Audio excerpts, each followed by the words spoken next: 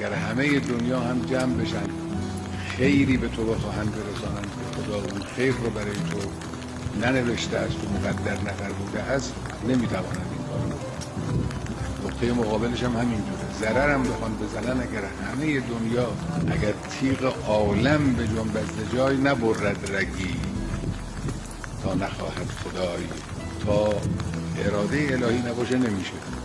خب پس سر و کار با خداست، از خدا بخواه.